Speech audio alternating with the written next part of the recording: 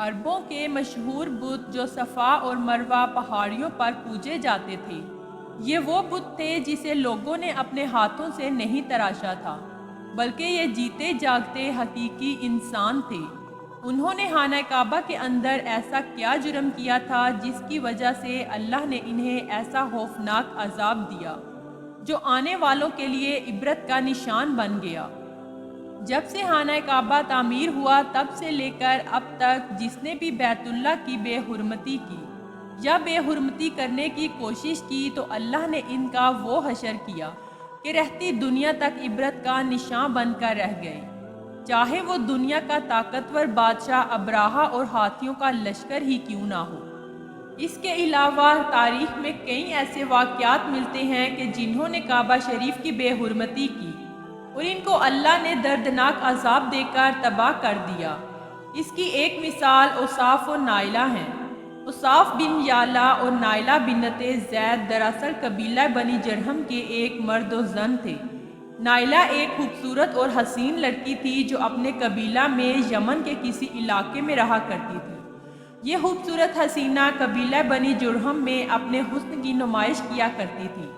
وہ فحش لباس پہن کر گھر سے نکلتی اور قبیلے کے نوجوان اس کے پیچھے پیچھے چلتے۔ ہر کوئی اس سے تعلقات کا خواہش مند تھا۔ انہی لوگوں میں قبیلے کے سردار کا بیٹا بھی شامل تھا جس کا نام اوصاف بن یعلا تھا۔ اوصاف اور نائلہ آپس میں محبت کر بیٹھے اور یہ محبت بہت جلد حباست میں بدل گئی۔ انہوں نے آپس میں ناجائز تعلقات قائم کر لیے اور جب کبھی موقع ملتا تو دونوں زنا میں مشغول ہو جاتے۔ اس طرح یہ سلسلہ یوں ہی چلتا رہا۔ جب ان کے گھر والوں کو اس کا علم ہوا تو وہ ان کے خلاف ہو گئے، جس وجہ سے ان کے ملنے پر پابندی لگا دی گئی۔ ایک دفعہ کا واقعہ ہے کہ بنی جرہم کا ایک قافلہ حج کرنے کے لیے مکہ کے لیے روانہ ہوا تو یہ دونوں بھی قافلے کے ساتھ حج کے لیے چل دیے۔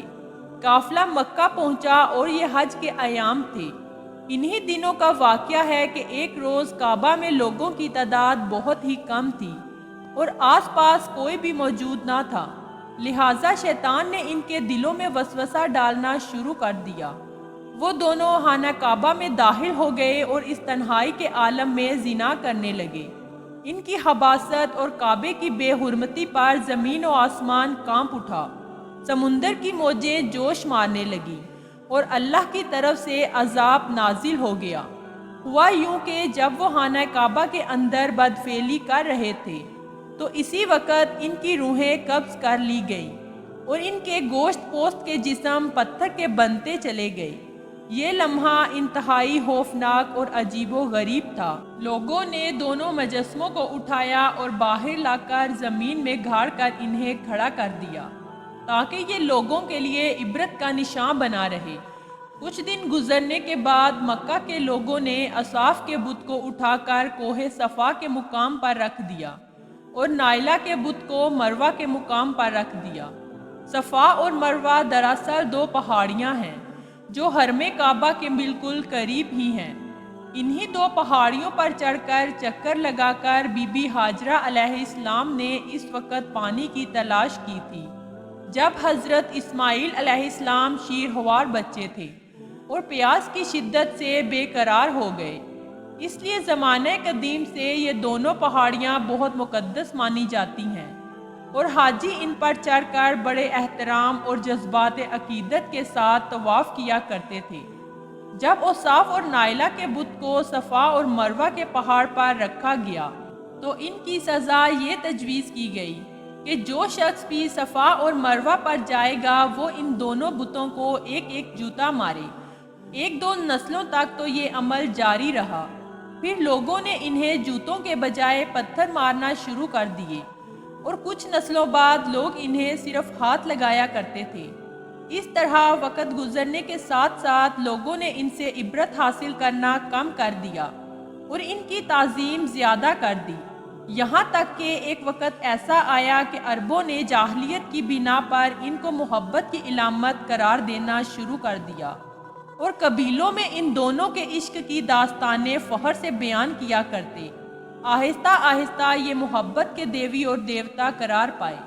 5ویں صدی تک اوصاف اور نائلہ کے اس بت کو عربوں کے بڑے بتوں میں شمار کیا جانے لگا، جن کے آگے لوگ سجدہ کیا کرتے تھے اور قربانی بھی چڑھاتے تھے۔ حضرت زید بن حارث رضی اللہ تعالیٰ عنہ بیان کرتے ہیں کہ زمانہ جاہلیت میں جب مشرکین مکہ بیت اللہ کا طواف کرتے تھے تو اوصاف اور نائلہ کے اس بت کو چھوتے تھے۔ میں ایک دفعہ آپ صلی اللہ علیہ وآلہ وسلم کے ساتھ بیت اللہ کا طواف کر رہا تھا، لہٰذا جب میں ان بتوں کے پاس سے گزرا تو ان بتوں کو چھوا۔ اس پر آپ صلی اللہ علیہ وآلہ وسلم نے مجھے ان بتوں کو چھونے سے منع کیا۔ میں نے اپنے دل میں کہا کہ دیکھوں تو صحیح کہ چھونے سے کیا ہوتا ہے، اس لیے دوبارہ ان کو چھوا۔ آپ صلی اللہ علیہ وآلہ وسلم نے دوبارہ ذرا سختی سے منع کرتے ہوئے فرمایا، کیا تم کو منع نہیں کیا تھا؟ حضرت زید رضی اللہ تعالیٰ عنہ فرماتے ہیں کہ اللہ کی قسم اس کے بعد سے کبھی کسی بت کو میں نے ہاتھ نہیں لگایا، اور میں قسم کھا کر کہتا ہوں کہ نبی کریم صلی اللہ علیہ وآلہ وسلم نے کبھی بھی کسی بت کو نہیں چھوا تھا، یہاں تک کہ اللہ تبارک و تعالیٰ نے آپ کو نبوت عطا فرما دی اور آپ صلی اللہ علیہ وآلہ وسلم پر وحی نازل ہونے لگی۔ ایک دن رشد و ہدایت کا ایک سورج طلوع ہوا جس سے یہ پورا خطہ جگمگا اٹھا۔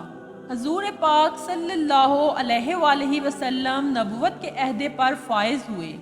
آپ صلی اللہ علیہ وآلہ وسلم نے دعوت تبلیغ کا کام شروع کیا۔ 10 ہجری میں جب اللہ تبارک و تعالیٰ نے عرب میں دین کو غالب کیا اور محمد صلی اللہ علیہ وآلہ وسلم نے مکہ فتح کیا تو آپ فتح کے بعد حرم شریف میں داخل ہوئے اور آپ صلی اللہ علیہ وآلہ وسلم نے اپنے بھائی حضرت علی علیہ السلام کے ساتھ مل کر تمام چھوٹے بڑے بتوں کو توڑ ڈالا۔ آپ صلی اللہ علیہ وآلہ وسلم بت توڑتے جاتے اور یہ فرماتے جاتے کہ حق آ گیا اور باطل مٹ گیا، بے شک باطل نے مٹ جانا ہی تھا، یہاں تک کہ خانہ کعبہ تمام بتوں سے پاک ہو گیا۔ پھر آپ صلی اللہ علیہ وآلہ وسلم صفا اور مروہ پر تشریف لے گئے اور اوصاف و نائلہ کے اس بت کو اپنے مقدس ہاتھوں سے توڑ ڈالا۔ میں نے دیکھا کہ اوصاف و نائلہ کے اس بت کو لوگوں نے بطور عبرت صفا اور مروہ پر رکھا تھا، لیکن شیطان نے انہیں ایسا گمراہ کیا کہ وہ ان کی پوجا کرنے لگے۔ صرف یہی نہیں بلکہ زنا جیسے بدترین جرم جسے کعبہ شریف کے اندر کیا گیا تھا، لوگ اس داستان کو فخر کے ساتھ بیان کرنے لگے۔ ہونا تو یہ چاہیے تھا کہ ان کی اس بدفعلی پر لعنت کی جاتی، لیکن عربوں نے اس لعنت کو داستان عشق بنا دیا اور اوصاف و نائلہ کو ایک رول ماڈل کے طور پر پیش کرنے لگے۔ بالکل اسی طرح آج کے اس فتنے برے دور میں یہی کچھ حالات نظر آتے ہیں، جہاں اگر کوئی شخص کسی طرح کا کوئی سنگین جرم کرے تو لوگ اسے ہیرو کی طرح بطور نمونہ پیش کرتے ہیں۔ فریڈم اور آزادی خیال اور لبرلزم کے نام پر ہر طرح کی خباثت اور برائی کو خوبصورت انداز میں پیش کرتے ہیں، اس کی بھرپور تائید کی جاتی ہے۔ اللہ رب العزت سے دعا ہے کہ اللہ ہمیں ہر قسم کی برائیوں اور فتنوں سے محفوظ رکھے اور شیطان کے وسوسوں سے حفاظت فرمائے۔ آمین یا رب العالمین۔